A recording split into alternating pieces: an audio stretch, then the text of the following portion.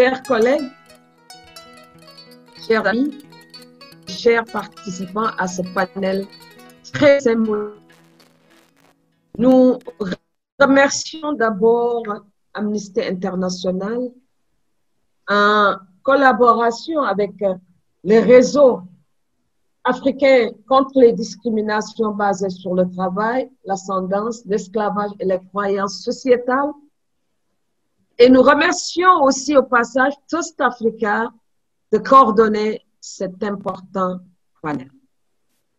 Comme tout le monde le sait, l'Afrique de l'Ouest, pendant la période médiévale des grands États, jusqu'au 19e, 20e siècle, était très en avance sur beaucoup d'autres espaces africains à travers l'organisation des États, mais aussi la structuration de nos sociétés. Il y avait qui était traversé par deux lignes de clivage, les clivages de caste et le clivage de liberté. Et cela faisait que cette organisation sociale qui était en avance a beaucoup contribué à la stabilité de ces sociétés. Vous allez me dire encore qu'il existait une certaine forme d'injustice, mais il y a eu des transformations au cours de notre histoire. Malheureusement, ces changements sont très lents. Les mutations, d'après les historiens, sont lentes, surtout du point de vue de la mentalité. Et malgré les luttes qui sont menées pendant la période coloniale, en dehors, bien après la période coloniale, donc la période postcoloniale, il reste encore des résidus de cette stratification sociale et les organisations, les militants ont beaucoup lutté pour qu'on ait une citoyenneté égalitaire dans nos sociétés. Et les pays étaient confrontés à ces systèmes. C'est presque toute l'Afrique, des pays qui appartenaient aux grands empires du Ghana, du Mali, du Songhai. Et aujourd'hui, ces pays où il y a eu des résidus très forts comme le Mali, le Niger, la Mauritanie, en dernier, ont procédé à de l'esclavage. Mais on ne change pas à partir de cette... Mais les textes doivent être le reflet des mutations qui interviennent. Le problème des mentalités est là. Et nous sommes confrontés, en plus justement de cette stratification sociale, à d'autres problèmes qui dépassent notre capacité. Le COVID-19 est là pour attester de toute la complexité de l'évolution de notre humanité. Alors, il se trouve que le COVID, malgré tout, qui s'attaque à tout le monde, le COVID est très démocratique de ce point de vue, mais les conséquences et les impacts ne sont pas les mêmes en référence justement à ceux qui ont les capacités de résister, d'autres n'en ont pas. Et je pense que les couches les plus vulnérables sont les plus exposées encore aux conséquences de ce.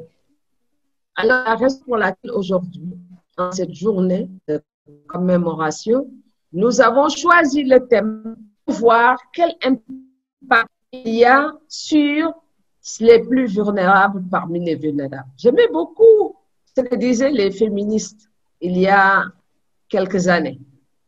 Il y a plus inconnu que le soldat inconnu, c'est sa femme. Mais il y a plus vulnérable que le vulnérable, c'est sa femme. Et aujourd'hui, pour aborder le thème, nous avons d'éminentes personnalités de la sous-région qui se sont illustrées par leur engagement. Et d'abord, je peux citer Mme Aïtou Mouloud, qui est abolitionniste, militante des droits humains, présidente de l'association mauritanienne de femmes, juristes et membres de la Fondation Sahel. Mme Raïchatou Wallet Altanata, féministe, activiste des droits humains et vice-présidente du mouvement Temet.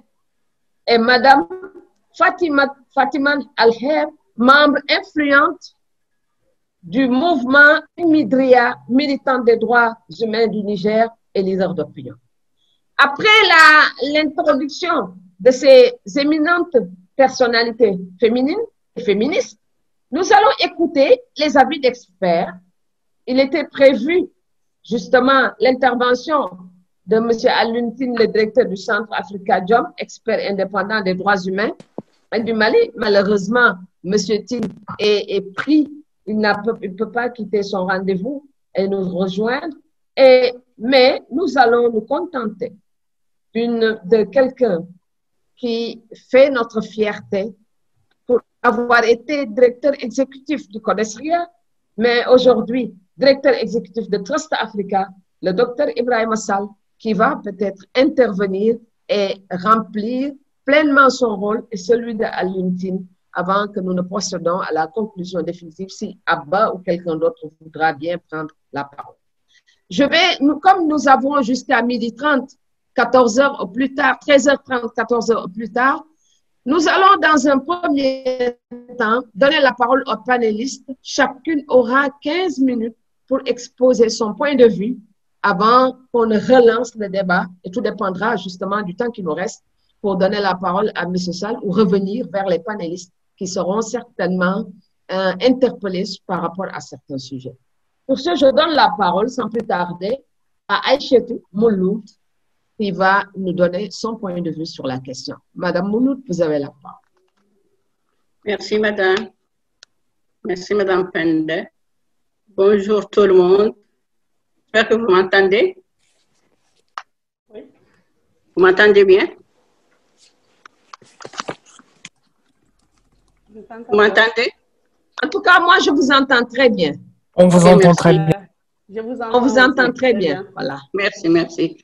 Donc, je vous souhaite tous bonne journée et je remercie les organisateurs de cette rencontre de m'avoir donné la chance de rencontrer des éminentes militantes et échanger avec elles sur ce problème qui nous tient au cœur. Et comme vous l'avez bien expliqué, qu'il reste toujours des résidus de l'esclavage, mais c'est des séquelles et des effets qui sont très subis, surtout par les femmes. Chez moi, par exemple, en Mali, la plupart des gens disent d'esclavage. Il n'y a pas d'esclavage vrai. Ça existe et ça continue à exister. Malgré l'arsenal juridique qu'on a, et malgré l'abolition et l'incriminalisation, nous on avait une loi qui incrimine, on a des cours des tribunaux spécialisés dans la question de l'esclavage, mais ça continue à exister. Et l'État dit toujours, il n'y a pas d'esclavage, mais il y a des séquelles. Ce qui n'existe pas ne peut pas avoir des séquelles, mais il faut reconnaître qu'il existe et essayer de remédier à ces séquelles. Chez nous, l'esclavage continue à exister. Et il n'y a pas longtemps, on a pas mal d'ONG nationales qui sont engagées dans la lutte contre la question de l'esclavage, SOS Esclaves, la Fondation le Micro-Risque, IRA, AFCF, beaucoup d'autres ONG qui plaident la cause des esclaves et qui continuent à lutter à leur côté. Et ils sont très, très, très sensibles, mais l'État continue toujours à dire qu'il n'y a pas d'esclavage. Et il s'efforce même parfois, on l'a vu tout récemment, que dans certains cas, quand la personne se déclare esclave et vient porter plainte, il y a les juges qui commencent à essayer de faire des arrangements, va-et-vient pour que le problème ne remonte pas, on ne soit pas médiatisé, on ne soit pas connu des associations. Alors que les associations suivent ça de près et elles continuent la lutte aux côtés des femmes surtout. Parce que parfois on dit il y a un cas par-ci, par-là. Mais un cas, ce n'est pas une personne, c'est plusieurs personnes. Ça parle d'une famille, toute une descendance. Le plus souvent, quand il y a un cas, ce n'est pas une personne, c'est toute une descendance d'une famille qui est là, qui était dispersée dans plusieurs familles et qui travaillaient chez eux à temps plein ou à temps partiel, mais qui sont là et qui sont aujourd'hui. En tout cas, j'ai dit que malgré l'arsenal juridique, ça continue toujours à exister. OK. Ça continue toujours à exister et les femmes continuent à en souffrir. Parce que dans certains cas, on a vu récemment, il y a des jeunes filles qui sont prises de leur famille pour aller travailler chez d'autres familles. Et les gens disent non, c'est des filles domestiques, alors que c'est une autre forme d'esclavage économique qui vient s'afficher pour couvrir l'ancienne forme de l'esclavage. Et les associations suivent ça toujours de près et militent pour que ça ne se fait pas. Parce qu'une jeune fille qui vient, malgré la pauvreté, soumise à plusieurs impacts de la pauvreté, l'ignorance et la vulnérabilité, et elle se trouve dans une famille aisée, au lieu de l'encadrer, au lieu de la soutenir pour évoluer, non, ils en font une baby-sister ou ils en font une bonne, et le plus souvent, elle se trouve exposée à des viols et renvoyée n'importe comment. C'est l'une des conséquences les plus graves de l'utilisation des jeunes filles en Mauritanie, c'est qu'elles sont utilisées pour filles domestiques et parfois violées par leur patron et renvoyées soit à la merci du village, soit dans une prison pour dire non, elle a fait l'adultère et elle est ceci et cela. Donc, on voit que la discrimination, il pèse lourd sur elles, sur les filles et de descendance esclavagistes. Elles subissent une double discrimination parce que non pas leurs parents réfléchissent et disent on doit évoluer, on doit essayer de étayer un avenir pour nos filles, mais ils cherchent à satisfaire les besoins économiques et les conditions économiques qui leur sont posées. Et là, ils amènent leurs filles pour qu'elles puissent les aider dans la vie économique et elles se trouvent en fin de compte exposées à beaucoup de problèmes qu'elles ne connaissent pas et qu'elles ne pouvaient pas résoudre. Ceci dit, on a tout récemment vu que le président de la CNDH, il avait dit que dans la dernière conférence où il a assisté, il a dit qu'il n'y a pas d'esclavage, alors que lui-même, dans une autre conférence, il a dit que les gens de Flambeau de la Liberté lui ont présenté au Had al-Qarbi 12 cas. Et 12 cas, c'est 12 familles, et non pas 12 personnes. Alors, s'il y a 12 cas qui sont présentés, même récemment, Nema, dans le mois de novembre, qui vient de se terminer, ce mois-ci qui vient de terminer, on est à 2 jours de cela, vers le 12 du mois, il y avait 2 jugements qui ont commencé au niveau de Had al-Qarbi. Et il y avait SOS qui suivait ça, SOS esclave, qui avait assisté à cela. Et le juge lui-même, il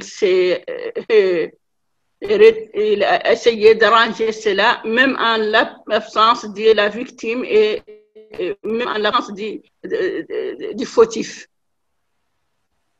Le maître des esclaves, il n'a pas voulu assister aux audiences et il a fait disparaître encore la fille. Et le juge, au lieu de laisser l'association SSO esclaves poursuivre la victime ou poursuivre le maître, il a dit non, moi je vais les voir. Pourquoi une autorité s'intéresse-t-elle aussi à ce problème pour se déplacer lui-même, alors que les gens sont déjà venus et il a fait un premier jugement, il avait fait une programmation, c'était prévu pour le 12 décembre. Il a dit non, je vais moi-même me déplacer pour les voir. Pourquoi ils ne vont pas venir? On lui a dit, pourquoi dire qu'ils ne vont pas venir? Qu'est-ce qui vous explique qu'ils ne vont pas venir? Alors, il se permet de se mettre à leur place pour résoudre le problème à l'amiable et faire des interventions et des tracasseries pour que la personne ne se décide pas ou pour que l'association ne la retrouve pas pour qu'elle la soutienne. Donc, ils font disparaître les traces à la moindre chose, ils font disparaître la chose. Et pour revenir à notre sujet qui est l'impact de la COVID sur ces femmes. Ces femmes-là, c'est les personnes les plus touchées parce que celles qui sont déjà dans les villages et dans les grandes agglomérations qui travaillent pour leur propre compte, elles faisaient des petits marchés, des petits commerces, des vendeuses de légumes, des vendeuses de poissons ou quelque chose comme ça. Elles se trouvent, dans la période de la COVID, elles se trouvent complètement bloquées parce qu'elles ne peuvent pas partir. Il y a le couvre-feu qui les empêche de partir vendre leur couscous le soir ou vendre leurs beignets ou leurs glaces ou partir chercher le poisson le soir ou le matin de très bonne heure. Elles ne peuvent plus partir. Donc, elles se trouvent bloquées économiquement pour pouvoir gagner leur pain. Ce qui les pousse souvent, comme j'ai dit avant, à amener leur fille dans une famille qui était le leur pour qu'elle puisse travailler. Et là, sa fille s'attrape un peu et quelques jours après, on lui dit non, elle a fait ceci ou elle a fait cela, ou pour s'en débarrasser d'elle, de la petite, pour qu'elle ne soit pas payée. Oui, c'est ça le problème qu'il ne pose pas. Il ne voit pas la valeur économique ni sociale. Les valeurs sociales sont tellement dégradées qu'il ne voit que le côté économique. Non, on ne peut pas la payer, non, ou bien c'était notre esclave. Et quand ils savent qu'il y a les ONG et les droits de l'homme qui vont venir parler de cela, ils disent non, non, elle était seulement baby-sistée et la personne avec laquelle elle était, elle est partie, on n'en veut plus d'elle. Alors, vous avez dit conclure. 2 minutes pour conclure. 2 minutes. D'accord, d'accord, ma sœur. Pour conclure, je dirais qu'elles sont tellement touchées par la pandémie que ça leur a posé plusieurs problèmes. Les problèmes économiques face à leur petit commerce, leur gagne-pain, et les problèmes sociaux que dans certaines familles, il y a plusieurs filles qui se trouvent soit victimes de viol, soit victimes de vol, pour des petites choses qui ne sont pas existantes et qui, quand on cherche à les vérifier, souvent on ne trouve pas. Mais que l'assistance aussi, il y a le problème d'assistance et d'aide juridique qui n'est pas encore bien appliqué en Mauritanie pour permettre à ces personnes de bénéficier de l'assistance des ONG. Elle n'est pas tellement appliquée parce que le code d'assistance juridique manque encore de mesures d'accompagnement. Donc, comme vous l'avez bien dit, ou quelqu'un l'avait dit tantôt, que le problème, ce n'est pas les lois. Le problème, c'est les personnes elles-mêmes, c'est les volontés déterminées. Les textes existent, mais l'application fait défaut souvent. Donc, les textes d'accompagnement ou les mesures d'accompagnement et d'application des textes fait défaut le plus souvent dans nos pays qui se trouvent dans la région, et dans cette région et dans cette vulnérabilité des femmes surtout, qui ne sont pas tellement en mesure d'exposer leurs problèmes ou de les poser. Et je vous remercie. Merci beaucoup, Aïcha, pour cet éclairage fort utile. Ce que je retiens de votre présentation, la vulnérabilité remet justement sur le tapis la servilité. C'est-à-dire, on a beau chercher à avancer, le COVID a un impact extraordinaire dans la mesure où aujourd'hui, on va retrouver une nouvelle forme d'exploitation. On remet les jeunes filles des familles qui ont été plus ou moins libérées chez les anciens maîtres qui en usent et en abusent comme ils veulent, sans rémunération aucune. Et la situation s'aggrave aujourd'hui avec la pandémie. C'est Absolument. vrai, ce que vous dites est extrêmement intéressant et important. Il faudra en tenir compte. Comment on profite justement de cette situation de pandémie et de vulnérabilité pour retourner vers un, des positions qu'on pensait justement dépasser. Et c'est ça peut-être aussi le côté sournois de notre société qui profite de toutes les occasions pour revenir à ces traditions qui sont des traditions éculées, dépassées. Merci. On reviendra dans le débat sur la question, ces questions importantes, vraiment de souligner. Mais j'aimerais bien savoir si vous avez mené des enquêtes pour voir quel est, par exemple, pour voir sur le terrain combien de jeunes filles ont été victimes de cette situation et ce que la réaction des jeunes filles par rapport justement à leur vécu. Donc, je passe maintenant sans plus tarder la parole à Madame Raïchatou Wallet Altanata, qui va nous présenter aussi la situation dans son pays. Vous avez 15 minutes, Madame Wallet. Merci beaucoup, professeur. Bonjour à tous, bonjour à toutes. Mes sœurs de la Mauritanie, du Niger, bonjour à vous. Docteur Ibrahima, bonjour. Abda, bonjour. Et bonjour à tous ceux qui nous suivent à travers la webcam. Je me retrouve beaucoup dans les tableaux que ma sœur Aïchetou vient de décrire tout à l'heure. Nous sommes quotidiennement, tout ce qu'elle vient de dire, c'est vraiment notre quotidien ici à Temet. Temet est une association pour la consolidation de la paix, le développement, la protection et la promotion des droits humains. Et nous sommes la première association au Mali dont l'objectif premier est la lutte contre l'esclavage par ascendance. Donc, nous sommes, depuis la création de notre association,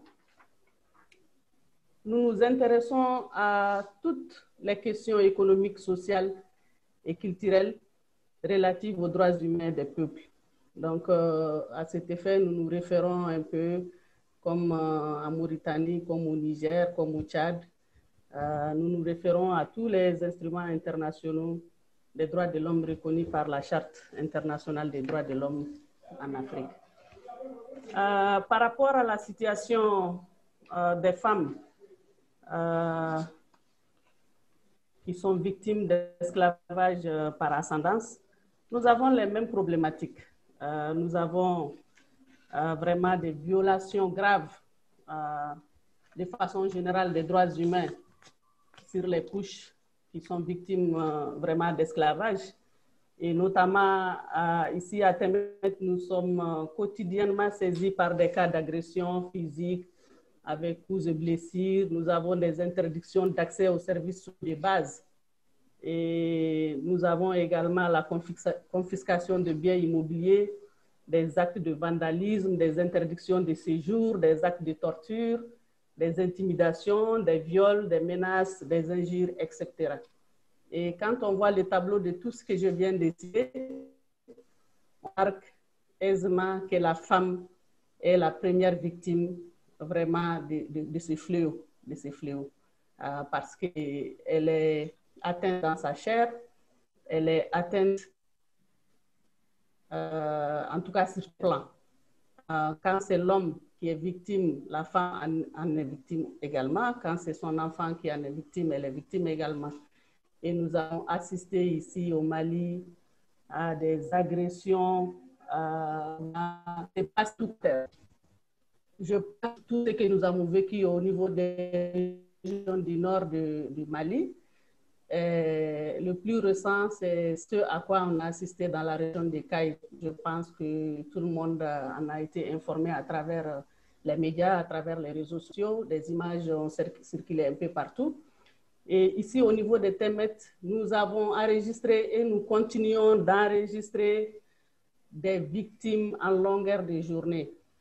Et au moment où je vous parle, nous avons, dans cette seule région des Cailles, nous avons plus de 200 villages qui sont touchés par ce phénomène.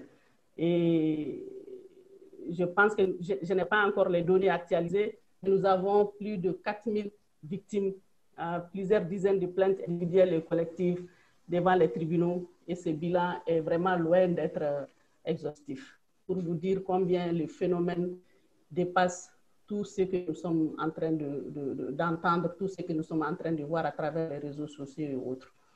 Le dernier exemple dont je voudrais faire cas ici, je pense que le cas d'Olivier Darissou, froidement assassiné, lui et ses enfants, tout simplement parce qu'il a décrié, il a refusé vraiment de se soumettre à ses bourreaux, à ses maîtres entre griffes qui voulaient vraiment le maintenir dans le joug encore de l'esclavage.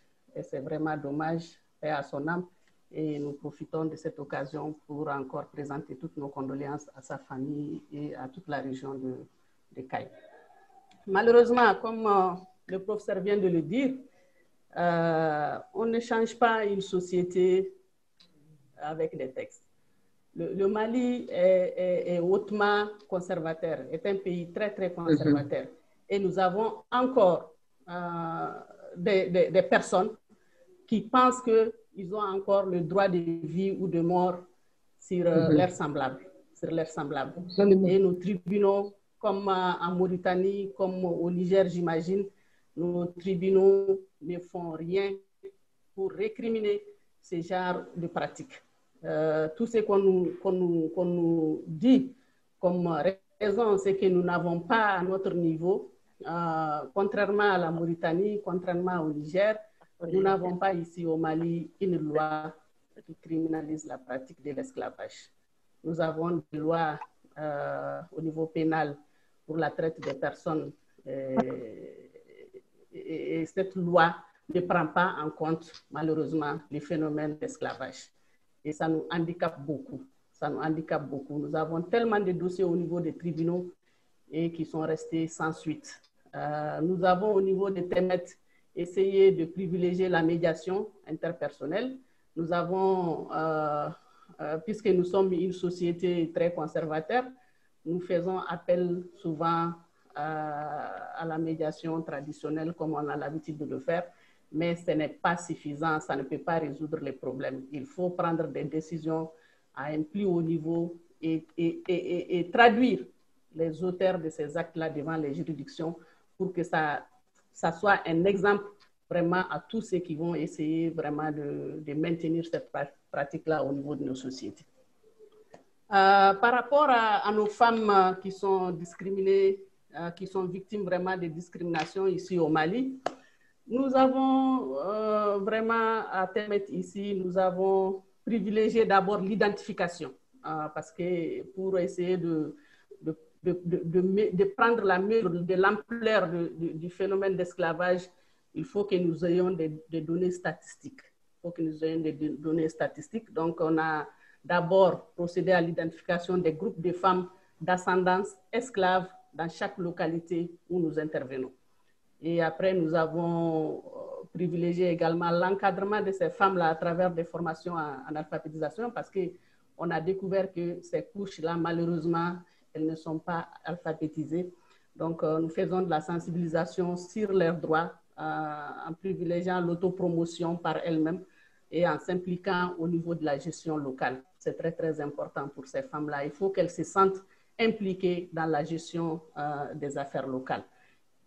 Et pour les accompagner également, nous avons à travers les ONG et autres partenaires qui nous accompagnent, nous avons des AGR, des activités génératrices de revenus dans les domaines de leurs compétences. Donc, et nous continuons toujours à mener le plaidoyer, en tout cas au niveau local, auprès des leaders communautaires, pour l'implication vraiment de ces femmes-là au niveau de toutes ces instances-là.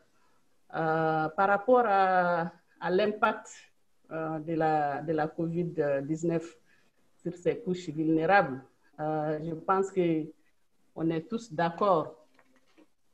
Je rejoins toujours l'idée du professeur qui dit que les plus vulnérables sont les plus exposés.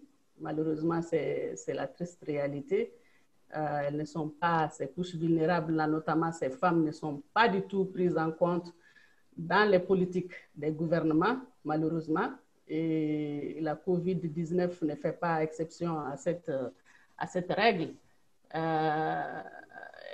Et ce qui est encore plus, qui les handicape encore plus, c'est que ces femmes-là, comme ma sœur Aïchatou vient de le dire, elles sont dans le secteur informel. Elles sont c'est les petits commerces généralement, c'est les petits voyages, elles partent de foire en foire pour essayer de faire vivre la famille. Mais malheureusement, avec toutes les mesures que l'État prend, l'État ne tient pas compte de tout cela et il n'y a aucune mesure d'accompagnement qui est prévue par l'État dans ce cas de figure-là. Et même sur les aspects communication, il n'y a pas de communication adaptée pour ces femmes-là, notamment en ce qui concerne les mesures barrières, en ce qui concerne... C'est vraiment...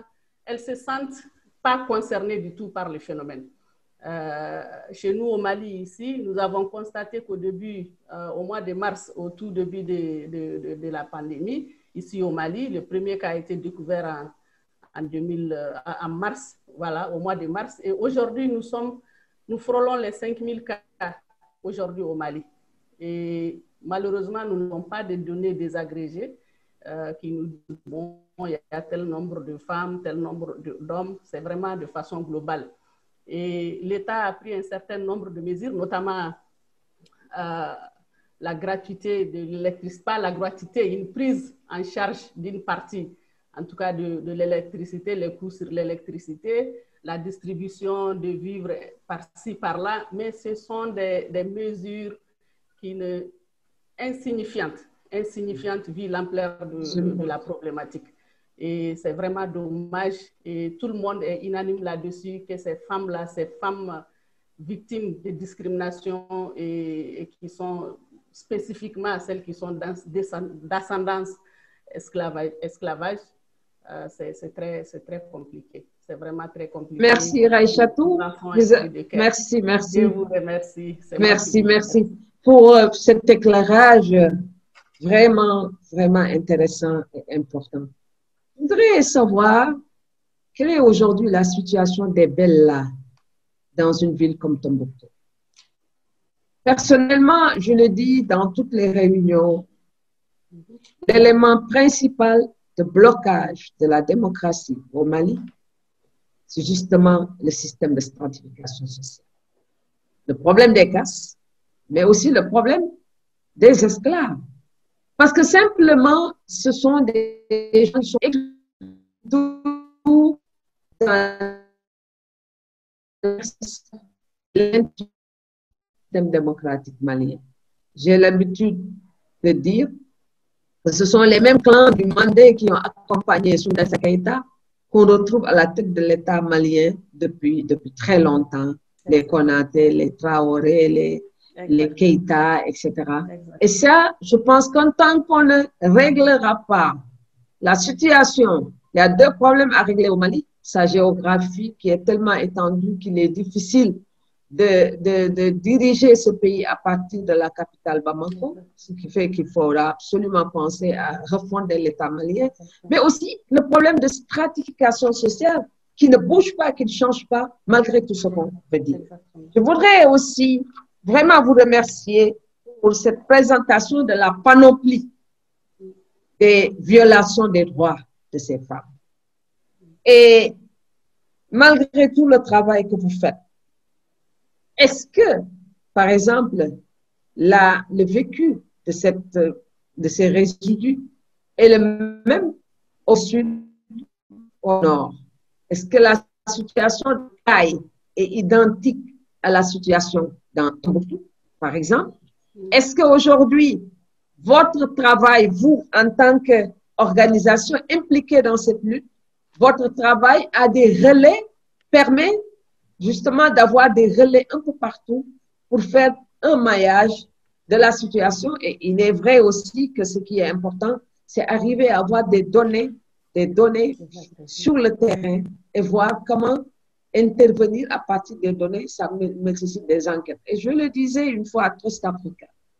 Aujourd'hui, si nous voulons avancer, il nous faudra mener des enquêtes très pointues sur le terrain pour voir l'étendue du phénomène et quelle est. Et c'est à partir justement de ces données fiables qu'on pourra interpeller les gouvernements ou même aller au-delà des gouvernements, aller carrément au niveau de la CEDEAO est en fait un problème urgent à résoudre. Malheureusement, ce Covid ne fait que renforcer ces tendances d'exploitation que nous avons connues.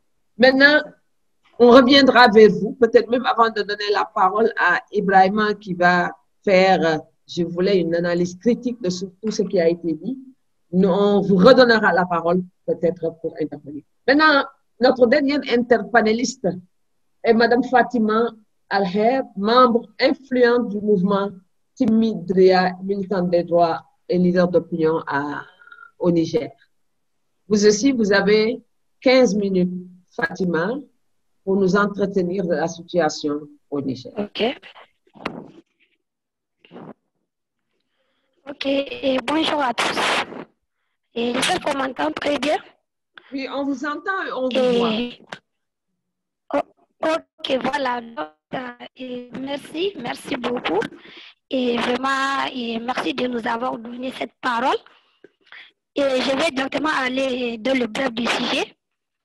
Et en ce qui concerne Timidria, Timidria est la première association des droits de l'homme pour la lutte de l'esclavagisme au Niger, qui a eu sa naissance en 1991. Et Timidria travaille bien sûr avec des surtout dans ces zones d'intervention. Et ces zones d'intervention sont justement la région de Tillabéri et la région de Tawa. Et dans toutes ces zones d'intervention, Timidria a pu mettre des groupements de femmes. Et ces groupements de femmes essayent de faire des travaux. Il y a des activités qui se font. Il y a des sensibilisations avec d'autres partenaires. Surtout, vous savez, et surtout nous, et ces femmes-là se trouvent surtout dans des zones rurales. Et ces femmes sont des femmes vraiment, si je peux le dire, ce sont des femmes analphabètes. Donc, il y a l'alphabétisation qui est là. Donc, on essaie vraiment de faire des sensibilisations d'abord sur leurs droits. Et tout récemment, on essaie, parce que le constat qu'on a fait est que ces femmes sont victimes parce qu'elles sont ascendantes, mais leurs enfants aussi sont en train de suivre le même problème. Le problème dans le domaine de l'éducation, ces femmes n'ont pas de papiers. Les papiers, elles n'ont pas d'acte de naissance, elles n'ont pas de carte de nationalité, la carte d'identité qui est très importante, surtout pour les retraits d'argent et pour d'autres activités, surtout pour le voyage. Donc, Timidria a essayé vraiment de faire des audiences forum dans toutes ces zones pour donner à ces femmes, tout d'abord, leur faire comprendre leurs droits, mais aussi leur doter de ces papiers qui peuvent les servir, ces papiers qui peuvent être très importants. Mais aussi, Timidria a essayé d'inciter ces femmes à la prise de décision, en les incitant à s'intéresser à la prise de décision, mais aussi à la politique. Donc, si vous partez dans certaines régions actuellement, ces femmes sont en train de prendre... Allô? Allô? On vous écoute. Nous vous écoutons. Oui, donc, Ok. Donc, si vous regardez dans ces différentes zones, maintenant, ces femmes sont vraiment en train de prendre des initiatives en s'intéressant à la vie politique. Et même plus loin, même à se présentant à des élections locales. Donc, il faut savoir que la situation du Niger, plus particulièrement, ces femmes, si je prends juste l'exemple des Wahaya, les Wahaya sont des femmes de 5e épouse. Ce sont des 5e épouses. Quand je parle de 5e épouse, vous savez, c'est ça qu'on appelle Wahaya. Ce sont de ces femmes-là qui n'ont pas droit, et ils sont des 5e épouses, mais ils n'ont pas droit à la vraie vie. Ce sont des femmes qui sont violées. Ce sont des femmes qui, même si elles préparent, leur nourriture ne les sont pas données comme ça se doit. Elles sont servies à la fin que le chef ou bien la famille soit servi d'abord. Donc, elles sont servies en dernière position. Et même pour voir leur mari, c'est des viols, quoi. C'est des viols. C'est pas comme ça se passe, c'est pas comme on pense, c'est pas comme on les voyait, quoi. Donc, ces femmes sont victimes de wahaya. Ce sont les 5e femmes. Et je ne peux pas rentrer dans le vif du sujet. Si vous partez sur Internet, vous cliquez wahaya, vous allez voir que vraiment, ce sont des situations très, très délicates et très difficiles et même psychologiquement très difficiles à expliquer. Voilà. Et en parlant de l'impact du Covid, on peut dire que vraiment, ces femmes-là, actuellement, même, l'idée que j'ai oublié de mentionner, c'est que ces femmes vivent dans des quartiers et des villages qui sont actuellement des noms des esclaves, comme Lalata, Debaybara, Kogay Kwara. Ce sont des noms psychologiquement que quand tu entends ces noms, ça touche au fait. Donc, à ces aspects, nous pouvons ajouter de manière concrète l'impact de la COVID, notamment à travers des mesures qui sont entre autres les mesures de barrières, telles que la distinction sociale, l'introduction d'attroupements, des séminaires, des formations, des baptêmes, des mariages. Ces femmes-là sont vraiment confrontées à tous ces problèmes. Donc, à côté de ces mesures, il y a des mesures d'ordre économique, notamment ayant trait à la fermeture des frontières. Vous savez, avec la COVID, les frontières sont fermées. Donc, cela a l'impact notamment la vie des ménages en général et les femmes discriminées et leurs enfants en particulier, et surtout dans les zones rurales. En effet, même les hommes chefs de ménage tirent le diable par la queue pour subvenir aux besoins essentiels de leur famille. Que dire des femmes chefs de ménage? D'abord, qui sont discriminées. Elles sont discriminées. Ceci pour illustrer le fait clair ressortissant l'aspect de la cherté des vies qui a accentué pendant ces moments de pandémie. Les sacs de mille qui se vendaient avant à 22 000 est parti jusqu'à 27 000, 29 000 dans certaines localités. Le second point, c'est vraiment les femmes qui pratiquent l'artisanat pour survivre, notamment les cas traditionnels des femmes forgerons qui confectionnent des articles à vendre. Donc, des femmes là qui font des articles comme les pochettes, les sacs à main. Il y en a plus de débouchés. Parce que même en ville, les personnes se cherchent. Même en ville, les personnes se cherchent. Et que dire, quelques rares touristes qui venaient clouer chez eux par la COVID-19. Donc, les touristes qui venaient avant pour acheter ces articles ne venaient plus. Voilà, et si vous prenez aussi l'exemple de la santé, c'est la santé du reproductif. Et ces femmes-là sont vraiment confrontées à ces problèmes, par l'impact du Covid, par des problèmes de santé. Voilà de manière sensée ce que nous pouvons dire de l'impact du Covid sur les femmes vulnérables discriminées au Niger. Donc, pour faire face à la COVID-19, Timidia a intervenu en apportant des appuis en vivre et quitte des ménages traversant les situations les plus critiques. Ne pouvons pas se procurer même par jour. Si on dit les femmes discriminées, vraiment, ce sont des... Je ne peux même pas expliquer parce que ce sont des familles qui sont vraiment très vulnérables. Donc, ce sont des efforts qu'il est important de multiplier. Par nous-mêmes d'abord et connaître qu'on a droit à que ces femmes ont droit à une alimentation, de se déterminer, de s'émanciper. Mais il y a des activités d'émancipation, d'autonomisation qui se fait, mais qui ne se fait plus à cause de cette pandémie, de particulier à la vie de sa nation. Et une chose, mais accéder à une alimentation dans l'urgence est encore une autre chose très importante. Vraiment, merci pour votre attention. Je n'ai pas été trop long. C'est très, très, très, très bien. Merci beaucoup. Merci, Fatima. Vous savez, les militants ou les abolitionnistes de l'esclavage ont du travail important à faire en raison de la complexité aujourd'hui du phénomène et de l'implication des problèmes qu'on voit à travers votre présentation. Alors, ce qui m'a le plus frappé, en dehors de l'analphabétisme qu'on peut partager avec les deux premières communications, certainement partout, ce sont des femmes qui ne sont pas éduquées en général. Déjà, l'éducation des filles, on se bat depuis plusieurs décennies autour de ce sujet. Mais vous avez ajouté d'autres préoccupations. C'est vrai, la pauvreté entraîne nécessairement la malnutrition. Mais ce que vous avez dit, et qui est vrai, et qu'on peut retrouver chez les domestiques, par exemple, de la première intervention, c'est qu'elles sont discriminées par rapport justement à la nourriture.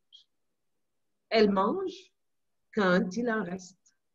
Elles mangent parce que le maître a fini de manger et sa famille. Je crois que ce sont des questions comme ça qu'il faudra absolument souligner. Déjà, il n'y a pas beaucoup à manger, on les discrimine.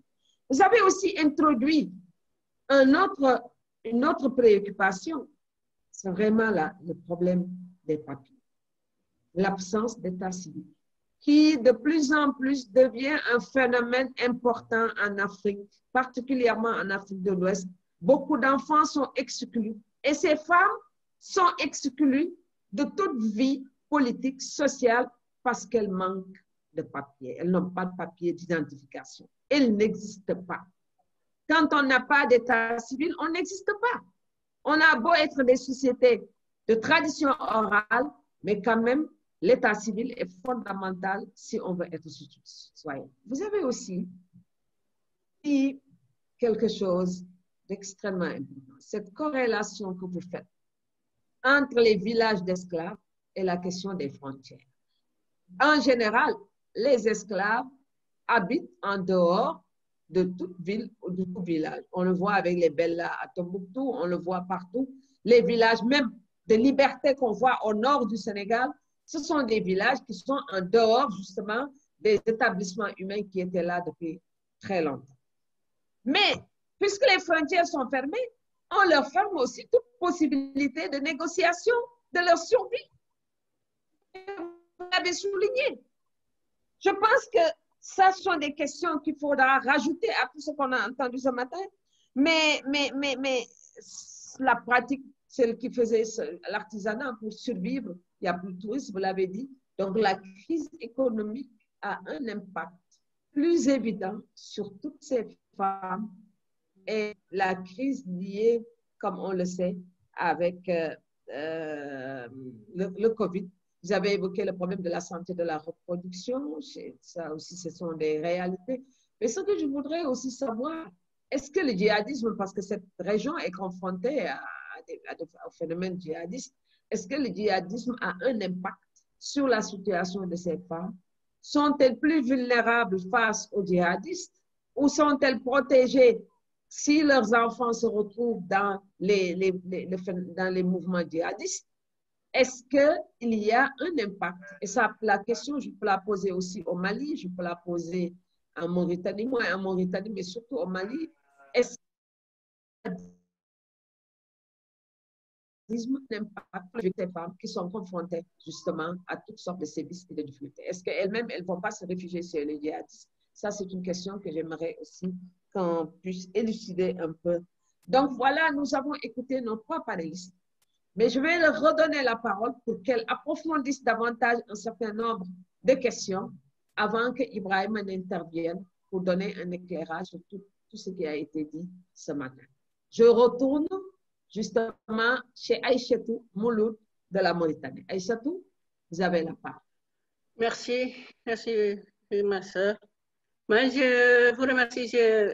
D'abord, je voudrais attirer une attention que, effectivement, pendant la pandémie, l'État a fait semblant d'aider les couches vulnérables en faisant des distributions de vivres et en faisant des allocations. Mais ces allocations, sur quelle base elles ont été faites, on ne sait pas. Comment elles ont été faites, comment les familles qui ont pu bénéficier de ces vivres, comment elles ont été choisies, on ne sait pas. Il n'y a pas une explication claire dans la distribution des vivres ni dans la locution qui a été donnée. Notre ONG, par exemple, nous les femmes juristes, à notre niveau, vous avez posé la question concernant est-ce qu'il y a des études. On ne peut pas faire des études parce que l'État ne veut pas accepter qu'il y ait des études qui vont ressortir le nombre de gens qui souffrent, parce qu'il nie l'existence de l'esclavage. Quand ils nient cela, ils ne vont pas accepter que nous, on fasse, et même les bailleurs ne veulent pas intervenir dans ce sens de financement des activités ou de recherche sur les esclaves. Ils ne veulent pas, ou alors ils ne sont pas tellement courageux pour intervenir sur ce plan. Et les associations n'ont pas tous les moyens pour faire des études concernant le nombre de femmes touchées par ces problèmes. Mais nous, à notre niveau, on parle de ce qu'on rencontre dans les prisons, parce qu'on a accès dans les prisons. Le nombre de filles qu'on retrouve dans les prisons et qu'on essaye de résoudre, quand on revient à la deuxième visite, on fait une visite par mois et toujours, on a tendance à revoir le même nombre. Parce que toujours, dès qu'il y a une fille qui réclame son dit dans une famille ou que ses parents réclament son dit, on dit non, elle a volé ceci ou elle a volé cela, ou on dit elle a fait l'adultère et on la fout en prison. Au lieu de qualifier ça de viol, on le qualifie de zina, alors que le zina sous-entend un consentement, alors que le viol, il n'y a pas de consentement. Et même dans nos textes, le viol n'est pas encore incriminé. Les femmes sont en train de se battre pour qu'il y ait une loi sur l'incriminalisation du viol. Il y a juste un article dans le code pénal qui punit le zina et qui ne parle pas du viol. Et nous, on est là en train de combattre avec toutes les autres associations féministes qui luttent pour qu'il y ait une loi. On a déposé, le projet de loi a été déposé 2 fois et maintenant il est à sa 3e déposition devant le Parlement pour être adopté et on n'arrive pas à avoir l'adoption de cette loi concernant les viols. Et ce qui fait que chaque fois qu'on revient à la prison, on retrouve presque le même nombre de filles domestiques qui est revenu dans la prison. Ce n'est pas des récidivistes, mais c'est de nouvelles filles qui viennent, mais c'est toujours des descendantes d'esclaves ou des femmes esclaves qui sont là pour être. Comme l'a si bien dit Fatima du Niger, concernant l'état civil aussi, c'est un problème parce que ce qui fait qu'il y a un problème, une recrudescence du viol dans nos zones, c'est que les filles sont toujours à la maison. Elles sont laissées parce que leurs mamans vont partir chercher de quoi vivre, de vendre dans leurs petits commerces du secteur informel. Et elles passent toute la journée là-bas en train de travailler pour avoir un gagne-pain. Les filles ne peuvent pas étudier parce qu'elles n'ont pas d'état civil.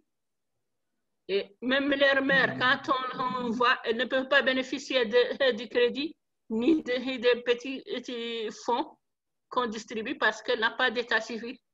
Donc, elles ont ce problème d'état civil aussi qui est majeur, qui se trouve ici, et surtout dans les couches vulnérables, et précisément dans les couches des descendants esclaves. Parce que les anciens esclaves n'ont pas de papier. Il y a aussi le problème de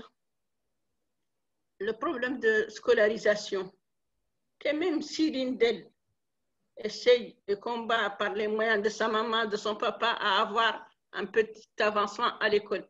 Dès qu'elle arrive au niveau de l'entrée en 6e, elle est bloquée parce que soit elle a dépassé l'âge, soit elle n'a pas de papier, elle ne peut pas faire cela. Et donc, elle revient à la maison et elle est obligée. Ou la famille dit qu'elle n'a pas à dépenser pour les écoles privées et les écoles publiques sont tellement dégradables, l'enseignement au niveau public est tellement dégradé qu'il ne vaut absolument rien chez nous. Quand on affecte quelqu'un dans une école, surtout dans les zones rurales, précisément dans les zones rurales où il y a une forte agglomération des esclaves, parce que c'était des anciens travailleurs de terre et des paysans ou quelque chose comme ça, et qui, quand ils viennent dans les villages, ils ont des problèmes à accéder. Ils n'ont pas de terrain parce qu'ils n'ont pas de papier, donc les distributions de foncières, ils n'en bénéficient que rarement, sauf s'ils achètent. Et s'ils achètent, ils ont toujours des problèmes de double emploi qui font qu'ils ne bénéficieront finalement de rien, pas de terrain, parce qu'ils n'ont pas de papier. Merci Aïssatou, merci. Merci Aïssatou, merci. Je vous en prie. Merci beaucoup, merci. Moi, je pense que Trust Africa, directement, Ibrahima, Trust Africa a un travail important à faire. Absolument. Il faut intervenir et interpeller directement les Nations Unies, le secrétaire général des Nations Unies. Pourquoi? Pour demander au secrétaire général des Nations Unies d'aider justement ces communautés à enseigner, à donner au moins quelques rudiments d'éducation à ces jeunes filles. Je prends l'exemple de l'Afghanistan au plus fort de la guerre. Des personnalités féminines comme Salma Samir, qui était après devenue ministre même de l'Éducation, qui vivait au Canada et s'est retrouvée au niveau justement de l'Afghanistan, on l'avait fait venir. Elles ont organisé, et là les djihadistes les ont beaucoup attaqués, elles ont organisé des cours d'alphabétisation et de l'éducation aux filles dans les maisons, et c'est ce système qu'il faudra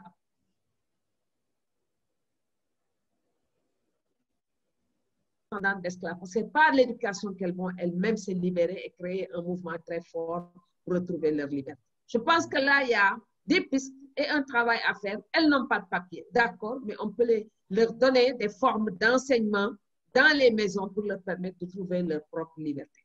Et demander aussi aux Nations Unies de les aider véritablement à acquérir des papiers. Et tout à l'heure, j'allais même poser la question à Fatima, qui elle-même parlait de l'engagement politique comme une forme de libération de ces femmes. Et c'est valable pour beaucoup d'autres. Donc, il faudra absolument qu'on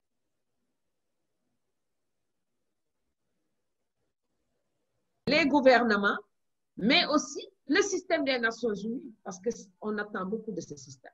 Maintenant, je donne la parole à Rachel voilà, pour intervenir et donner son point de vue sur certaines questions. Merci beaucoup, professeur. Je voudrais rebondir sur la question par rapport à la situation de ces femmes-là sur le plan où elles côtoient les djihadistes sur le terrain. Nous avons un tableau très noir par rapport à ces sujets parce que nous avons des cas de viol parce que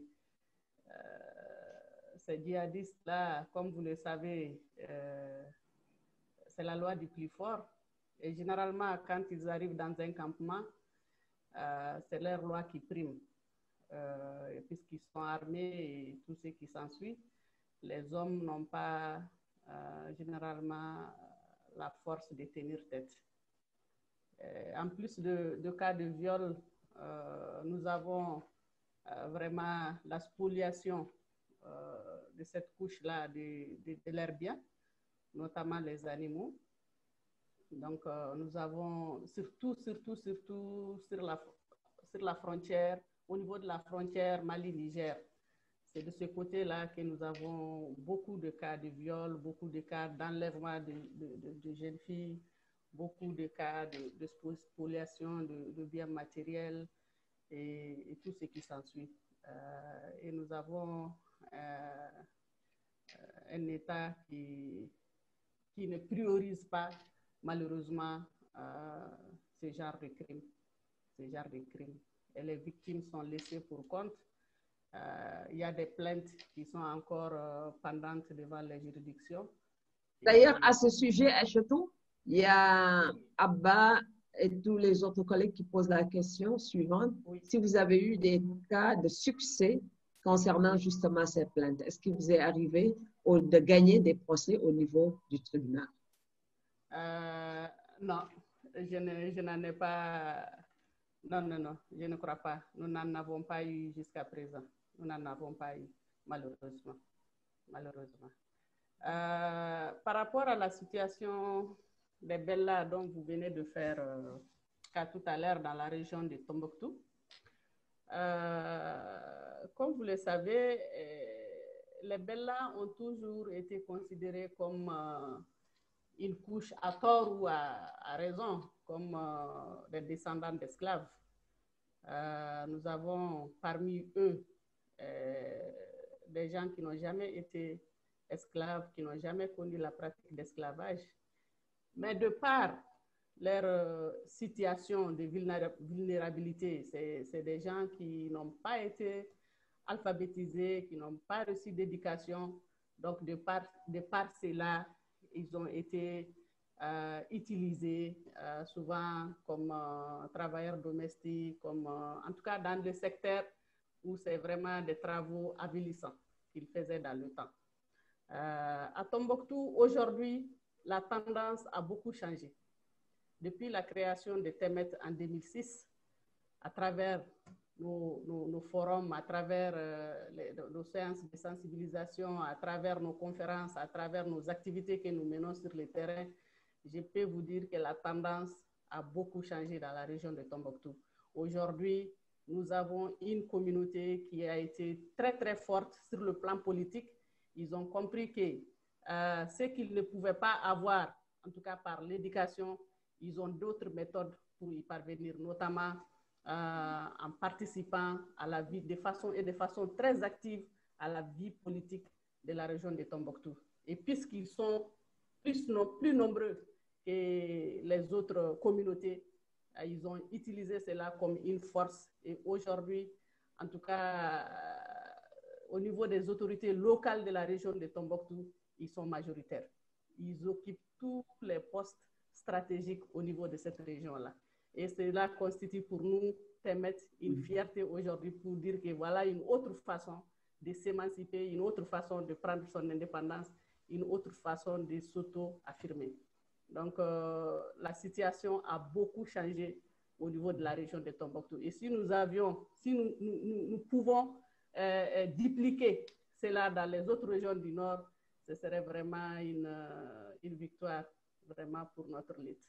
Merci Aïchatou, mais une autre question, est-ce qu'à partir du moment où il n'y a pas de succès concernant les plaintes au niveau de l'État malien, est-il possible de passer de l'État justement à l'organisation sous-régionale, aller directement à la Cour de justice de la CEDEAO ou la Cour de justice de l'Union africaine pour mieux sensibiliser sur ces sujets-là?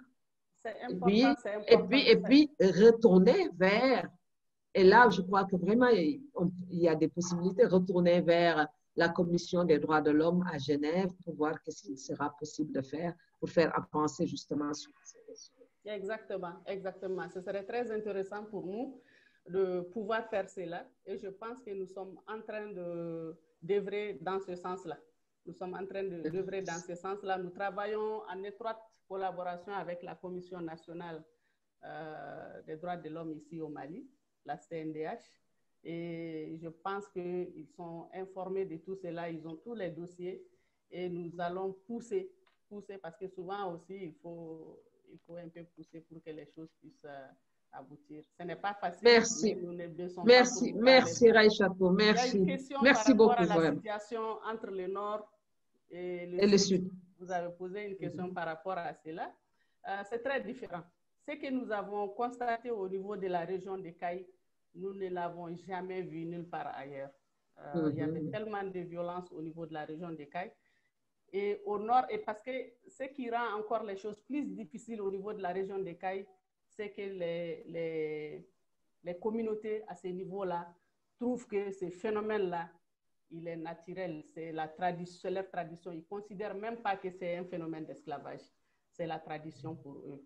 Et nous avons des esclaves, et même des gens qui sont appelés esclaves, et qui les confortent dans cette situation-là. et ça nous rend excessivement la tâche un peu difficile, contrairement au nord où nous avons des parajuristes, nous avons ce que nous appelons dans notre jargon ici des chasseurs d'esclaves, c'est-à-dire nous avons des gens que nous avons formés et qui vont sur le terrain faire l'identification de ces esclaves entre griffes.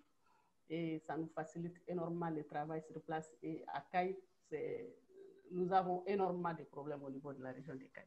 Merci beaucoup. Merci Aïchatou pour ces éclairages.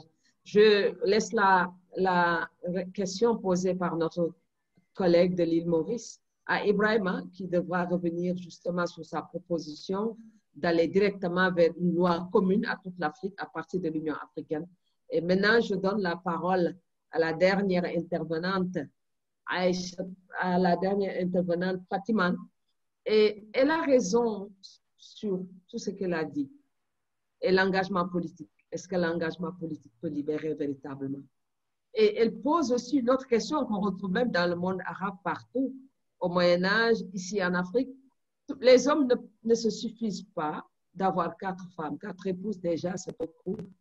Mais ils vont en rajouter en justifiant, en prenant comme justificatif l'absence de liberté pour prendre ce qu'on appelle ici en Wolof les taras, c'est-à-dire une sorte de bonus dans le mariage, prendre d'autres femmes, on peut en prendre autant qu'on veut parce qu'elles sont esclaves. Et ce sont des formes de prostitution tout simplement que nous avons et qu'il faudra absolument combattre. Fatima, vous avez la parole. Vous nous entendez? Elle n'est pas là. Donc, nous allons donner la parole à Ibrahima en attendant que Fatima puisse revenir. Ibrahima, vous avez écouté nos dames engagées, brillantes et surtout, qui maîtrisent le travail sur le terrain et la situation de terrain. Et une organisation comme Trust Africa est interpellée de différentes manières. D'abord, de canaliser et d'organiser toutes ces informations qu'on vient d'avoir et qu'on a toujours eues, mais aussi de les replacer dans ce contexte de COVID qui vient bouleverser toute une situation. Je pense que dans la reconstruction après COVID, il nous faudra absolument profiter de cette situation plus ou moins de chaos pour que les problèmes de liberté, de justice reviennent au moment de la reconstruction. Et il ne faudra pas rater ce tournant qui me semble être un tournant extrêmement important. Mais Trust Africa aussi a un rôle auprès des organisations nationales, internationales, régionales, sous-régionales, pour que non seulement la question soit prise en compte, mais pour les interpeller dans les solutions. Et je vois, par exemple, le problème de la scolarisation de ces filles, mais aussi l'état civil, sans lequel on ne pourra pas être un citoyen à part entière. Ce sont des questions urgentes qu'il nous faudra résoudre. Nous avons vu les exemples dans des pays en guerre depuis longtemps et des pays qui sont très arriérés, comme l'Afghanistan, ces sociétés, comment les problèmes ont été résolus. Et grâce à l'aide des Nations Unies, il faudra aussi que les Nations Unies nous aident à trouver des solutions aux problèmes que ces femmes viennent de poser. Ibrahima, vous avez la parole. Merci beaucoup, professeur Tanda. Merci à toutes. Ça a été extrêmement riche et plein d'enseignements. On en apprend toujours, on croit connaître le phénomène, mais en fait, on se rend compte Ibrahima, je vais encore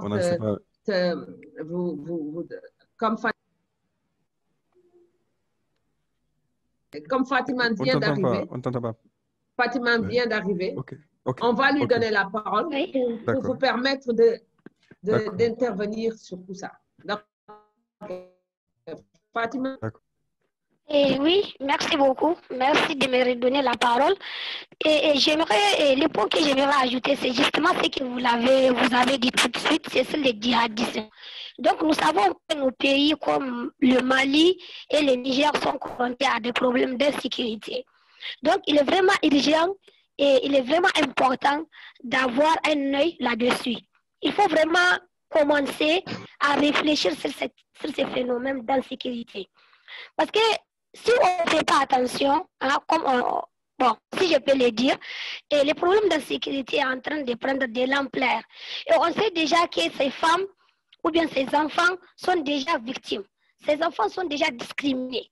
Donc, le phénomène peut directement les toucher. Et ces phénomènes les touchent, vraiment, ça sera encore un autre problème qui risque de causer un problème au pays, en Afrique, l'Afrique en général, et vraiment parce que ces djihadistes peuvent profiter de ces, comment dire, ces casques déjà discriminés pour pouvoir je ne sais pas, les enchaîner ou bien les mettre dans déjà, ces femmes, ces enfants sont discriminés.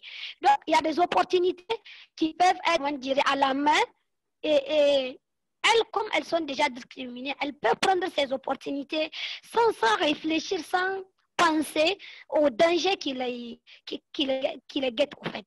Donc, un œil vraiment important sur cette thématique, surtout ces pays, le Niger et le Mali.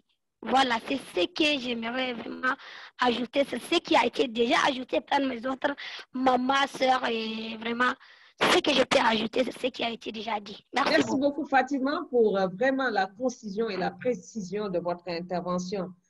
Il y a une question qui vient de m'être envoyée de Bintaba. En Guinée, il y a, dit-elle, les petits mariages ou à courte durée, est-ce pareil? Non.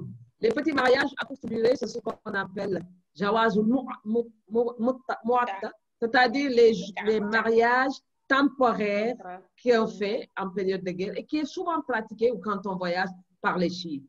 Et nous, féministes, nous considérons ces formes de mariage comme étant de la prostitution purement et symbolique. C'est ce qu'on appelle les mariages temporaires. Donc, nous donnons la parole à Ibrahim. Et merci pour votre patience, Ibrahim. Merci, no problème. Merci beaucoup, surtout à toi, Penda, pour l'excellente modération. Merci pour ta disponibilité également et pour le cadrage que tu as donné justement à ce panel au départ et toutes les interventions entre les différentes panélistes, leur intervention et en pointant certaines des questions clés qui ont été soulevées. Ça a été extrêmement riche et comme je disais, on en apprend toujours. C'est un phénomène qui évolue, qui est massif, qui évolue et qu'il faut prendre vraiment beaucoup plus sérieusement que ça n'a été fait. Je voudrais aussi saluer les panélistes, toutes les trois qui ont fait des interventions extraordinaires et également saluer nos organisations partenaires. Il y a l'Association pour un monde solidaire, il y a Amnesty International, l'Inclusivity Project, le réseau africain de lutte contre la discrimination basée sur l'ascendance et le travail. Et saluer tous les amis que je vois. Donc, il y a Boubacar, Monica Vincent, évidemment, Paul Divaka, je ne sais pas s'il est avec nous aujourd'hui ou pas, Olivia, notre ancienne collègue, évidemment, Abdoulaye et tout le monde. En fait, nous sommes devant des réalités qui sont choquantes, qui sont totalement inadmissibles. Et le problème, c'est qu'elles ne sont pas, elles semblent pas être aussi choquantes pour beaucoup de monde, quoi. Ils sont plus que tolérés, en fait. Et qu'on soit incapable d'être beaucoup plus déterminés dans la lutte contre ces fléaux-là. Je pense que c'est ça qui devrait nous interpeller dans un premier temps. Et comment ça se fait que ça soit un phénomène aussi massif?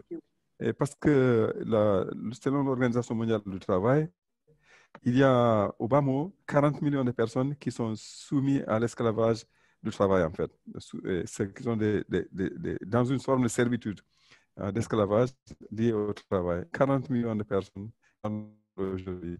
Alors, vous avez beaucoup parlé des Nations Unies, surtout la célébration de cette journée-là. Le secrétaire général des Nations Unies nous rappelait qu'en fait, au fond, l'esclavage, ce n'est pas un phénomène seulement du passé, quoi. C'est quelque chose qui est bien actuel et que c'est un phénomène qui est massif, et qui est plusieurs formes. Il y a plusieurs choses dont certaines ont été évoquées. L'esclavage sexuel, il y a également toutes les autres formes de discrimination et d'esclavage qui ont été évoquées, liées au travail. Il y a les enfants soldats, il y a la vente d'enfants, il y a les mariages forcés. Et il y a la vente des femmes, il y a la vente purement et simplement des personnes, il y a l'exploitation par la prostitution, etc. Donc, il y a beaucoup de formes d'exploitation et d'esclavage, en fait, qui existent encore aujourd'hui. Et une journée comme celle d'aujourd'hui que nous commémorons permet justement d'attirer l'attention du monde entier et de renouveler notre engagement justement pour éradiquer ces phénomènes-là. Ce qu'il faut souligner, il y a un chiffre qui est extraordinaire qui a été dans le discours justement du secrétaire général des Nations Unies hier, 71% des victimes des formes contemporaines d'esclavage, en fait, sont des femmes et des filles. 71% des victimes des formes contemporaines d'esclavage sont des femmes et des jeunes filles. Ce qui est dit long par rapport justement à la manière dont les femmes sont particulièrement affectées. Et ce qu'il faut ajouter, c'est que, évidemment, les groupements de manière générale et les minorités raciales, on a vu tout le mouvement mondial cette année après l'assassinat de George Floyd et l'attention qui est portée justement aux discriminations raciales, la discrimination contre les minorités et aux peuples autochtones. Mais en fait, ces communautés-là et les DWD, comme on les appelle, sont celles qui font l'objet des discriminations sur la base de leur ascendance en particulier, sont plus particulièrement affectées dans le contexte actuel, surtout avec le COVID-19, à laquelle je vais revenir. Je pense que ce qu'il faut, c'est que l'indignation donc contre ces discrimination et contre les inégalités qu'on a vues dans le monde entier devrait être beaucoup plus forte en fait au fond. Il y a des catégories de victimes, surtout les DWD comme on les appelle, celles qui sont discriminées sur la base de leur origine, des souffrances extraordinaires qui surtout dans le contexte justement aujourd'hui, ils sont nombreux dans le monde, beaucoup plus nombreux qu'on imagine. Ils sont nombreux en Afrique, beaucoup plus nombreux qu'on imagine. Et il y a de nouvelles catégories qui sont créées, les sorciers, par exemple, les catégories des gens inventés, accusés de sorcellerie, soumis à des formes de torture extraordinaires.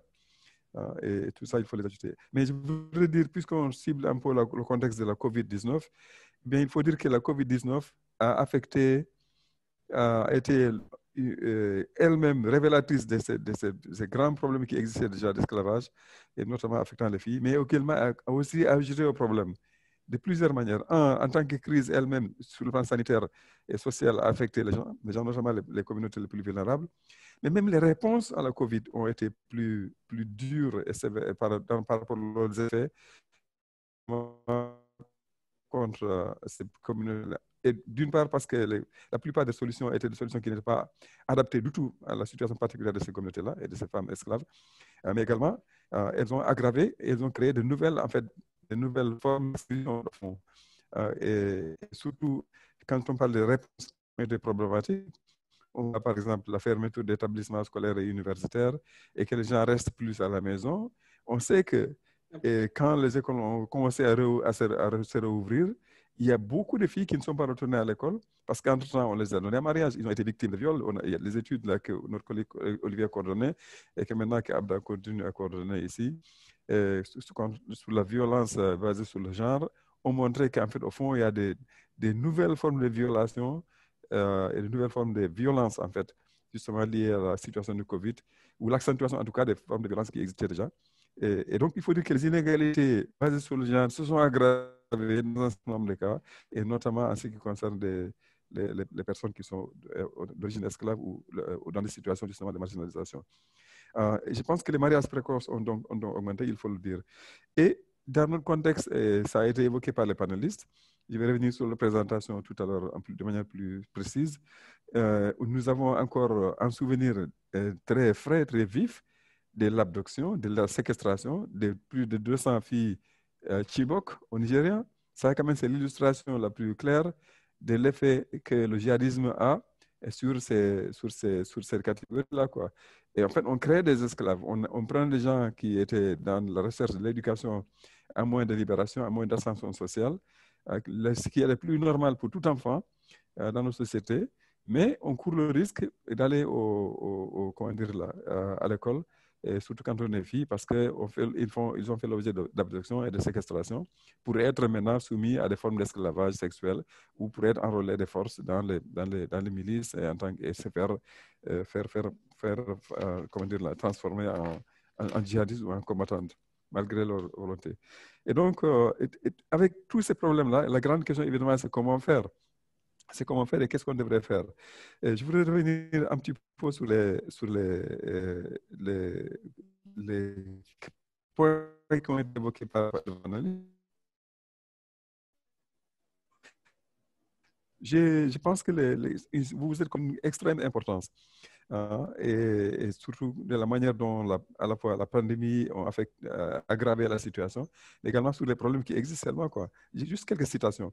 Aïchatou, quand vous dites que en fait, le problème, ce ne sont pas les lois. Ce ne sont pas les lois, c'est les mesures d'accompagnement par rapport à l'application des lois, mais surtout l'application juste des lois qui existent. Autrement dit, on a des instruments, on a des textes. S'il faut des textes sur lesquels on peut se baser pour combattre ces phénomènes-là, il y en a assez déjà pour mettre fin au phénomène, si on les appliquait pleinement. Je ne dis pas que les textes sont parfaits. Je vais revenir sur ces points-là parce que ça a été aussi illustré et démontré. La définition de viol n'existe pas dans certains textes. La manière dont les définitions sont apportées au décès également a été soulignée. Donc, les textes ont des problèmes, mais il y a assez de textes pour pouvoir justement faire quelque chose par rapport à ce phénomène-là qui est un phénomène qui est réel, quoi. Alors, la deuxième chose, et je prends ça de la présentation de Raïchatou, que j'ai trouvé extrêmement belle comme formule, on ne change pas la société avec des textes. On a besoin de textes comme instrument de lutte, mais ce ne sont pas les textes qui vont changer la société. Ça veut dire donc qu'il faut investir ailleurs, dans l'éducation, ça a été dit, dans la formation, dans la sensibilisation.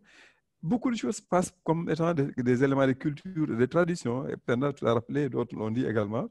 On dit que c'est la tradition, on dit que c'est la culture, on s'accommode avec des pratiques qui sont inadmissibles, et ça passe au nom de la culture ou au nom de la tradition. En fait, toutes les servitudes ont été justifiées quelque part par des éléments de culture ou par des éléments de tradition.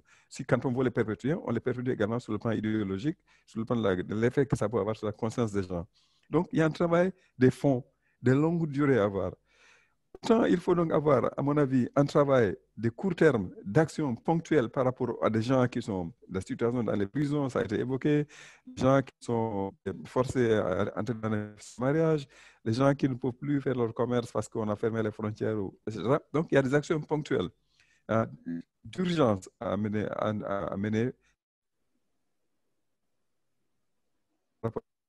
à des gens qui sont dans une situation beaucoup plus grave et qui ont moins de capacité de résistance pour plusieurs raisons par rapport à la pandémie.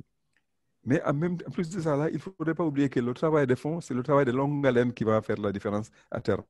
Et en investissant dans l'éducation, des filles, mais l'éducation de tout le monde. Il faudrait qu'on s'attache à ces problèmes-là. Et alors, je pense qu'à partir de là, il y a également quelque chose qui est sorti dans la présentation de Fatima et Penda l'a souligné. Le fait que finalement, en fait, même c'est l'existence même qui est en cause, quoi. L'existence juridique, la reconnaissance du fait que les gens sont des citoyens, sont des êtres juridiques, sont des êtres humains tout court. Parce qu'ils n'existent pas dans l'état civil, ça veut dire donc qu'ils n'existent pas en fait au fond. On peut se prévoir d'aucun droit, on peut obtenir aucun crédit, ni aucun emploi formel, ni rien du tout si on n'a pas la reconnaissance juridique, on n'a pas la pièce d'identité qu'il faut, ou on n'a pas les papiers juridiques. Donc, il y a un certain nombre d'éléments à ce niveau-là également qu'il faudrait regarder de près. Alors, je pense qu'après avoir dit ça, on est interpellé donc justement par rapport à comment faire. Moi, à mon avis, il y a un certain nombre de choses sur lesquelles il faut revenir, quoi. La première, à mon avis, c'est de venir apparemment parlant des vulnérables, et notamment, et ces communautés dont on parle là, les femmes en particulier, ce sont des victimes potentielles encore. C'est qu'on n'a pas fini de voir l'effet qu'il peut avoir à la fois la COVID et les réponses à la COVID. Aujourd'hui, la sortie de la COVID semble être sous la direction dans laquelle on évolue, en fait, au fond. Mais comment faire en sorte que dans les actions qui sont susceptibles de sortir de la COVID, on ne crée pas de nouvelles marginalisations, on n'approfondisse pas la marginalisation, ou la gravité de la situation de ces populations particulières-là, des esclaves, des anciens esclaves et les castés et les autres là, qui sont déjà victimes, qui n'ont pas assez accès ni aux soins, ni à l'éducation, ni aux autres moyens économiques qui permettent. Alors, on va parler des vaccins. La grande réponse, c'est ce qui se dessine aujourd'hui à l'origine. On dit que les vaccins ont été inventés, ils vont commencer bientôt peut-être à être appliqués. Mais on va commencer par quelle catégorie de personnes, et puis on va arriver après à quelle autre personne, dans quelle localité ça va commencer, à quel moment ces populations-là vont arriver à être sous le radar des ceux qui cherchent à appliquer les vaccins. À quel moment auront-ils accès au vaccin? On ne sait pas. Et donc, il ne faut pas attendre ça. Et je pense qu'il faudrait s'organiser pour faire en sorte que leur situation particulière soit mise au devant, à la fois dans la recherche des solutions à la pandémie et dans le travail de sortie à la pandémie. Ça nécessite quoi? Ça nécessite, la deuxième chose que je voulais dire, c'est de renforcer les réseaux et les organisations. Je salue vraiment le travail que font les associations. Chacune de vos associations, vous avez illustré à quel point est important le travail que vous faites. Et je pense qu'il n'y a pas d'autre chose. Les solutions ne seront pas, viendront pas de l'État seulement. Les solutions, au niveau macro, évidemment, l'État devrait s'engager plus, mais il faudrait que les gens soient organisés pour que ça ne soit pas une assistance à ces populations-là. Nous, disons au niveau de Trust Africa, parce que nous avons une initiative qu'on appelle Community Immunity, qu'on fait en collaboration avec Southern Africa Trust et le réseau africain de philanthropie, qu'en fait, il faut travailler avec les communautés concernées, les victimes elles-mêmes, pour que la libération soit aussi leur propre fait. En fait, au fond, on libère personne, les gens s'auto-libèrent en fait. C'est dans un engagement avec les communautés, en respectant le fait qu'ils ont des connaissances, ils ont des savoirs. Si on travaille et on est en communication avec les communautés, on trouve des solutions qu'on ne peut pas imaginer si on reste à les regarder de loin ou à les considérer comme étant des gens à assister, quoi. Et ça, je pense que dans le travail que vous faites dans vos associations, c'est vous qui avez beaucoup de choses à nous apprendre sur ce plan-là, que nous, à vous dire. Donc, je pense qu'il faut renforcer le réseau africain et le réseau international. Cela a été dit, j'ai mis la question venant de cet ami qui vient de Maurice. Il faudrait que le résultat se fasse à l'échelle continentale et à l'échelle du Sud même, et à l'échelle internationale. La troisième chose que je voudrais dire, c'est que, et ça a été souligné par Penda également, on n'a pas fini de comprendre vraiment l'ampleur du phénomène, mais également son évolution, parce qu'il devient plus complexe avec les situations nouvelles qui se créent, avec les crises qui arrivent, avec les réponses aux crises. On crée des complexités beaucoup plus grandes, quoi. Donc, la recherche est indispensable. La recherche-action est nécessaire pour trouver des solutions au fur et à mesure.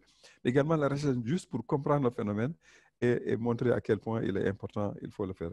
Quatrième point que je voudrais dire, il faudrait évidemment un plaidoyer plus important pour l'application des lois qui existent et pour la réforme et l'amélioration des lois et pour l'adoption des lois là où il n'en faut pas, là où il n'y en a pas, plutôt, je voulais dire.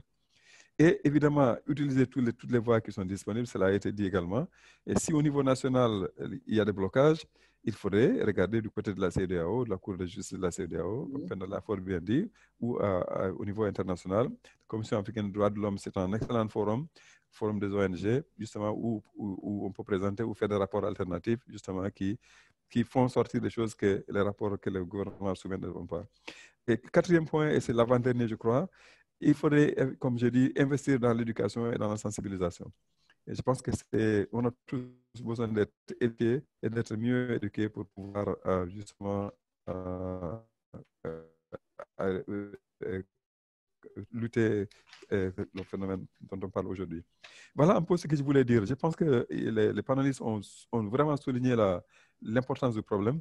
Et parlant de la recherche, nous, on va engager une recherche avec, justement, en partenariat avec l'association de solidarité mondiale, et avec Bouakar et les autres collègues qui sont là, et pour justement mener des enquêtes au niveau de l'Afrique de l'Ouest, au niveau de certains pays d'Afrique de l'Ouest. Mais c'est au-delà de l'Afrique de l'Ouest qu'il faut faire ce travail-là.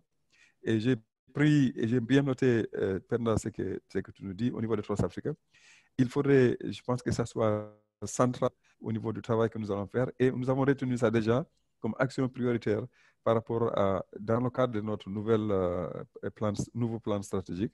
Et une des initiatives s'est faite en collaboration avec les organisations que j'ai mentionnées. African Philanthropy Network et Southern Africa Trust, mais nous avons également un partenariat avec Africans Rising, nous avons un partenariat avec d'autres, et nous avons donc ces réseaux africains, et il faudrait nous avons des contacts avec les institutions universitaires, et je pense qu'il faudrait que le travail se fasse à tous ces niveaux-là, et que l'on porte le combat, y compris à l'échelle de l'Union africaine, au niveau des organisations régionales, mais également au niveau de l'Union africaine. Et c'est un travail qui est de très longue haleine. Et moi, j'ai beaucoup de respect et je me sens, comment dire là, très humble, comment dire. Votre travail force l'humilité au niveau des organisations, au niveau de nous tous. Parce que vous êtes au front et vous traitez des questions d'une manière qui est extrêmement extraordinaire. Voilà, merci. Merci. Ibrahima pour non seulement l'éclairage, mais aussi l'engagement de Trust Africa et le fait de sortir, de donner une dimension. Est-ce que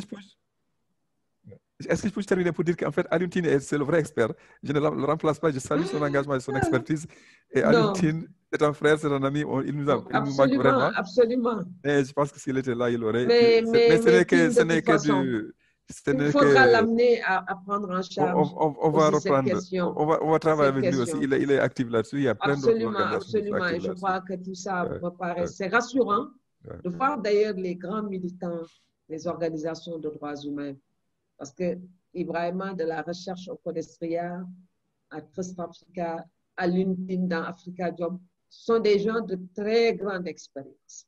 Et quand on les voit aujourd'hui s'intéresser à ces sujets, c'est parce qu'il y a non seulement une des possibilités de transformation et de changement, mais c'est parce que ce sont des questions qui sont prises très au sérieux par aujourd'hui les militants, les grands intellectuels du continent.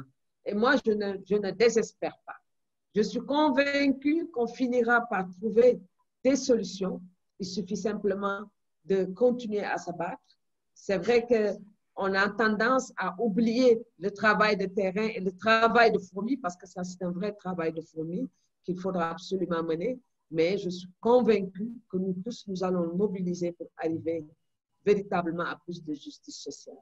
Quelqu'un a posé la question qu'on continue à les appeler descendants d'esclaves, alors qu'il faut absolument bannir. Il y a quelques années, moi-même, j'avais milité pour une association qui est basée au Japon qui s'appelle IMADA, et une autre qui était à Londres. Et là, il y avait la possibilité de porter plainte à son État, à des responsables, si on était traité de casteté ou des descendants d'esclaves. C'était absolument possible. Il nous faudra voir aussi quelles sont, comme Ibrahim l'a très bien dit, quelles sont les possibilités justement de redynamiser tous ces réseaux pour avoir le soutien nécessaire et arriver à faire beaucoup de bruit. Vous savez, nos amis indiens, avec le système, la question des castes, ils sont tellement présents et réactifs par rapport à ce sujet qu'aujourd'hui, tout le monde les prend au sérieux. Et c'est justement à cause de cette question des castes, véritablement, qu'on avait amené la conférence, comment on appelle ça, African Social Forum, le Forum mondial à Mumbai il y a quelques années. Il faudra beaucoup d'activisme pour que la communauté internationale se mobilise autour de ce que nous sommes en train de faire. Et je voudrais aussi insister sur le fait que nous allons vers les juridictions, parce que l'Union africaine, la CEDEAO, doivent arriver à redynamiser ces réseaux d'organisation de droits humains et ces réseaux de la société civile, comme on l'avait ici à la CEDEAO, parce qu'on a tendance aujourd'hui à tout mettre sur la politique. La politique. Les questions d'élection. Moi, je crois qu'il est absolument temps de mettre une parenthèse autour des élections et de s'occuper véritablement des questions de citoyenneté et de démocratie à la base. Et quelqu'un a posé une question, et tout à l'heure, je pense à Aïchatou et Fatima. L'engagement politique est fondamental, mais pas comme on le fait. Je suis d'avis que ces associations et ces communautés de base doivent se retrouver dans les structures décentralisées et se faire représenter là-bas. Quand il y a, par exemple, les collectivités locales, il faut se battre pour que les femmes qui subissent toutes ces violences puissent se faire représenter dans ces organisations de base. Et c'est là où elles pourront aussi, par leur voix, apporter de vrais changements. Sinon, elles pourront faire des listes, créer des mouvements citoyens, apporter des changements, arriver tout simplement à ce que leur voix compte. Parce que c'est vrai qu'il faut travailler sur la base, mais aller aussi dans les structures où les décisions se prennent me paraît aussi essentiel. Et vous toutes, vous l'avez démontré, vous l'avez dit, c'est possible. Fatima, je vais poser une question qui me paraît tellement bizarre, cette question. J'ai lu tout récemment dans la presse, je ne peux pas y croire, qu'au Niger, dans la région nord, qu'il y aurait une femme en accouchant aurait mis au monde un serpent avant que l'enfant ne vienne. Est-ce vrai ou ce sont des choses qu'on veut tout simplement utiliser pour continuer encore à diaboliser les femmes, à montrer qu'elles sont toujours les sorcières, les femmes, je ne connais pas d'hommes sorciers, il y en a très peu, elles sont toujours des sorcières, elles sont toujours victimes de ces choses-là. Est-ce que c'est vrai tout ça?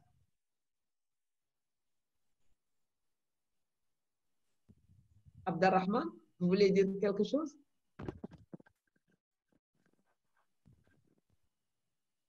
Alors, s'il n'y a pas... Oui, Fatima, vous avez une réponse? Ah bon? C'est pas vrai? Je ne peux pas dire que c'est pas vrai, c'est vrai. Bien que la question n'a pas été bien, je ne sais pas, les données, il n'y a pas des informations très précises et très claires sur ce sujet. Donc, je ne peux pas me prononcer. Mais vraiment, ce que je peux dire, c'est que vraiment, ces femmes sont vraiment traitées comme des sorcières, comme vous l'avez dit, comme vous l'avez mentionné, parce que déjà, elles sont discriminées, elles subissent des... Je ne sais même pas comment appliquer, quel mot appliquer pour dire que vraiment, ces femmes sont vraiment qualifiées par tout mot possible et bon, voilà. Merci beaucoup. Déjà, le fait d'être pauvre, vous êtes souvent traité de sorcière dans nos sociétés. S'il faut y ajouter encore tout. Et ça aussi, c'est un autre problème. J'espère, Ibrahima, on aura le temps peut-être de mener une réflexion là-dessus.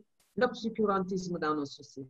Et comment cet obscurantisme est entretenu et utilisé justement pour maintenir nos communautés dans des situations assez dégradantes. Je pense qu'il est temps de se pencher sur une question comme celle-là parce qu'elle constitue aussi, l'obscurantisme constitue aussi un élément qui nous maintient non seulement dans la pauvreté et l'ignorance, mais qui permet à beaucoup de manipuler pour continuer à exploiter autant que faire se peut les communautés. C'était un moment extraordinaire, notre réunion de ce matin. J'espère qu'au-delà de la journée de l'abolition de l'esclavage, nous allons continuer la réflexion et nous soutenir mutuellement contre des solutions. Et nous allons trouver des solutions avec l'aide de la communauté internationale. Parce que si les États eux-mêmes n'arrivent pas à faire appliquer les lois, il faudra une combinaison, en tout cas, de facteurs externes, mais aussi un mouvement très puissant à l'intérieur de nos sociétés pour qu'on arrive enfin à reconnaître des droits à tout le monde et que la justice et la citoyenneté soient des réalités dans nos sociétés. Mais sur le plan politique aussi, il nous faudra continuer. Le fait de perdre comment on appelle ça, des procès, c'est pas grave. On continuera à faire des procès parce que cela participe, de mon point de vue, à la prise de conscience des uns et des autres.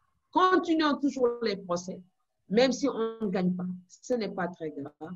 Même s'il y a une injustice, on finira un jour par gagner parce que simplement, nous allons retrouver des alliés parmi les gens de droit et ils finiront par accepter ce que nous leur demandons.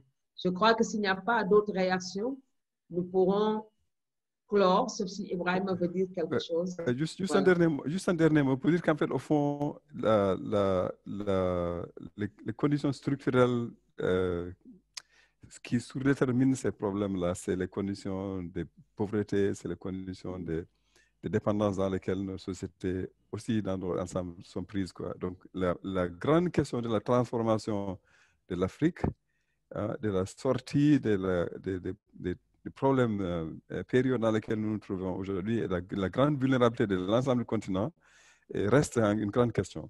Mais ceci dit, tout en travaillant donc pour ça veut dire que, enfin, la construction donc d'une Afrique meilleure, d'un monde meilleur, ne peut pas se faire en oubliant ces problèmes auxquels ou au détriment de la solution aux problèmes dont on parlait aujourd'hui. Je pense que c'est ça qu'il faut arriver à raccorder, quoi. La lutte pour le changement que tout le monde appelle ses voeux, pour le développement, si on le dit de cette manière-là, ou pour la démocratie, deviendra vraiment sans substance si les discriminations dont on parle, l'esclavage et ces phénomènes perdurent. En fait, au fond, peut-être la mesure véritable du succès que nous serons acquis dans la transformation de l'Afrique, c'est justement le degré auquel les plus vulnérables pourront vivre dignement dans une société post-Covid et dans une Afrique transformée. Voilà, c'est juste ce que je voulais ajouter comme dernier point. Merci beaucoup. Merci Ibrahima. Nous remercions aussi tous les amis qui sont intervenus en posant des questions, en envoyant des réflexions. Je crois que dans la synthèse, il faudra absolument prendre en considération cela. Nous avons plusieurs réactions et je crois Abba a continué à suivre, à envoyer des réactions qui sont envoyées à Boubacar Diop. Il faudra, à mon avis, les intégrer parce que nous, et curieusement, ce sont des réactions d'hommes. Il y a une femme de Guinée, ça veut dire que la solidarité entre les hommes et les femmes est réelle. Et s'il y a des femmes féministes, il y a aussi des hommes féministes. Et c'est ensemble que nous réglerons et trouverons des solutions à ces problèmes qui sont des problèmes structurels, comme l'a souligné Ibrahima, mais des problèmes profonds. Et il faudra une véritable révolution sociale. Je vous remercie. C'était un plaisir d'avoir participé avec ces femmes de grande qualité et de talent vraiment à cette réflexion de ce matin. Vive l'Afrique, vive les femmes africaines, vive justement les activistes pour que notre continent sorte des ténèbres une bonne fois. Merci beaucoup à toi aussi, Penda. Merci à tous les panélistes encore une fois. Merci à Abda et Fatoumata et à tous ceux qui ont travaillé dans l'ombre pour que le panel puisse se faire dans de bonnes conditions. Merci beaucoup. Et à tous les partenaires. Merci. Et aux panélistes, on garde le contact. Absolument. Il a l'IRCA. Juste pour dire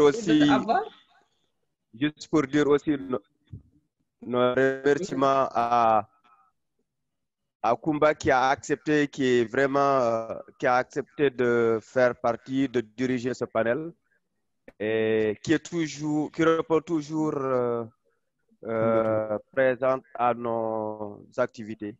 Il y a aussi les gens d'Amnesty International, Monica, Vincent, il y a Tandy, il y a aussi Ousmane Diallo et de notre côté vraiment Fatoumata, Ndeye Khadi, Ibrahima se sont vraiment mobilisés. On a reçu beaucoup de questions sur Facebook et nous voulons faire comprendre aussi aux gens que si on aura la vidéo sera disponible et ce sera aussi le lien sera partagé sur Facebook et sur Twitter et sur YouTube. On ne peut pas terminer sans remercier la personne qui a permis en tout cas cette conversation d'être suivie en anglais, notre interprète Rokhaya Touré. Vraiment, je vous remercie et nous nous disons au revoir. On va continuer les discussions, les débats avec le réseau, avec l'association. Je vois que Boubacar est connecté, avec aussi Amnesty International et avec tous les partenaires parce que notre objectif c'est de développer ce partenariat. Merci les panélistes, Fatima, Aïchetou, Raïchetou, je vous ai fatigué ces derniers jours et c'est l'occasion de vous dire merci et vous dire que vous avez fait un excellent travail. Merci à Ibrahima qui a permis et qui nous a demandé d'organiser ce panel.